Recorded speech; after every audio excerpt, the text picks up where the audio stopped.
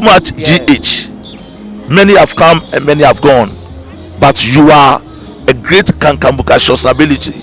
worth being beheld by every optical nerves. That saith the papacy. Keep watching Too Much GH, and you'll get the best of entertainment, the best of everything you want. My name is Ohima One. Keep watching Too Much GH. It's the best. Keep watching Too Much GH.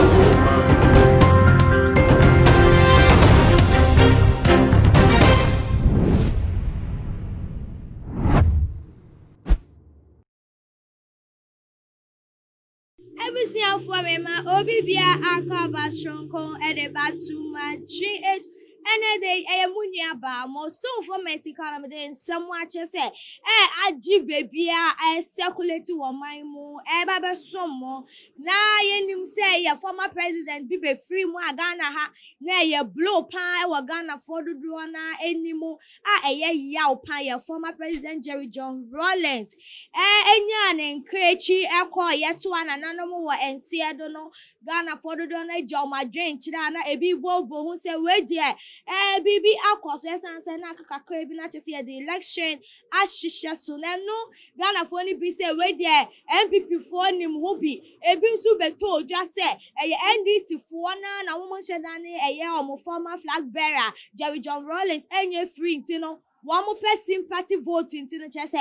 one more genuine quiet a free in Senani name on sono, was so for name power deep watches a Ghana for the name as nation prophet. Reverend Owusu Bempa Ako making revelations to be our interview a course so our angel FM nani name Captain Sematine nana ya brefo one we na APMO ho na ye papa yin semu ana walk can in the no na ayese waka safa former president Jerry John Rawlings won na revelations ni bi awodi tu just say bonsam wo ho pa wo nsem bi ekoso ankasa na wo susu say ye papa wonya ye baby called Jerry John Rawlings no ni wo wuye no enkrofo bi na agene nkwa na ni nsem okase anka spiritual nkonya ana enchantment bi ana akwankyere nke betimi ekum Jerry John Rawlings uncle wo that sense wo so say Jerry John Rawlings say dear anyone who ebi mo make attempt that spiritually say wo mu beku no nanso to me na omo to me na ye papa yi kan nsem okan kasa ko na ye papa ye former president Dean Jerry John Rawlings no so wan born plain but wo hwe se ne wo kan nsem ne kwa na che se wa na wo kan de akwa kire na ye papa Reverend Owusu Bempa egusu kan nsem bi se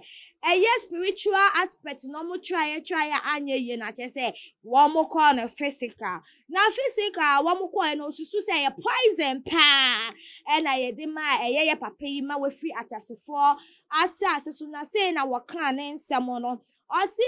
papa yi ekoba say wo mo ntumi nku no physical no womo ntumi nku no spiritual for mo fanche me no ekoye physical no osusu say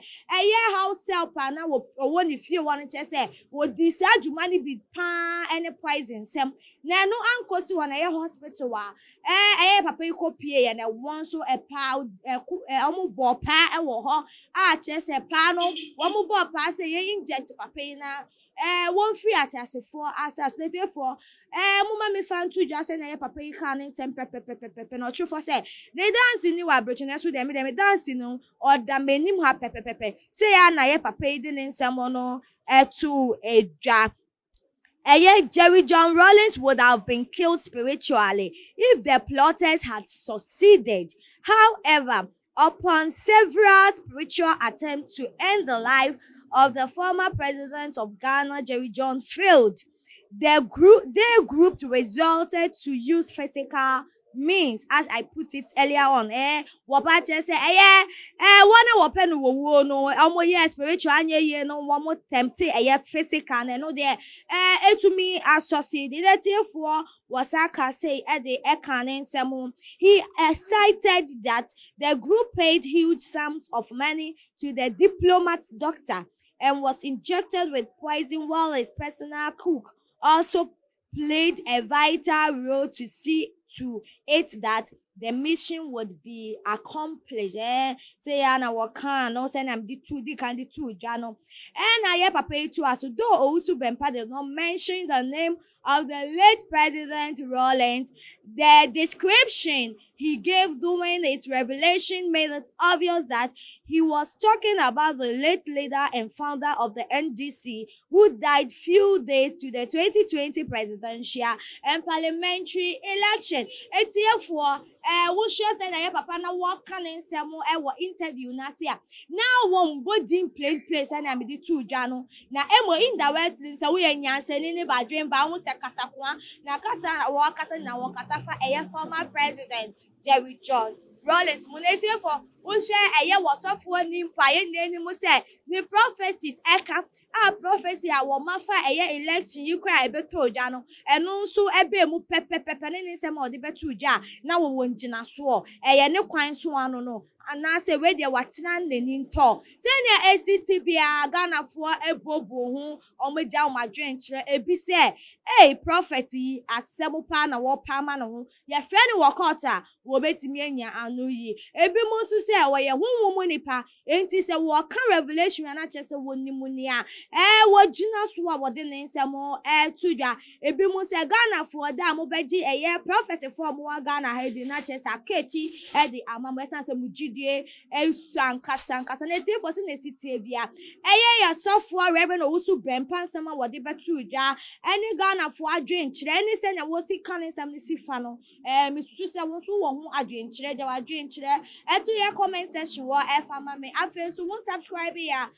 bo ho modern na tu anamone subscribe to too much GH say na be adwumedi be de betum so sabe to me akabi na wetumi akire waje impempen so wa na afen so like share promote channel way etiefo munua ba Mexico na me think it awon ebe so mo na before me de me nsem be si kwa kwa won dwume ko awon so ya se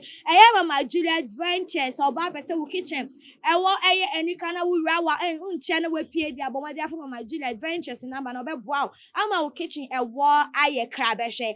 Loan Master Malone within 24 hours ye hu ya ni say we government worker Ghana na wa affordability na Loan Master be boa o ama when you urgent money for urgent project no rating so there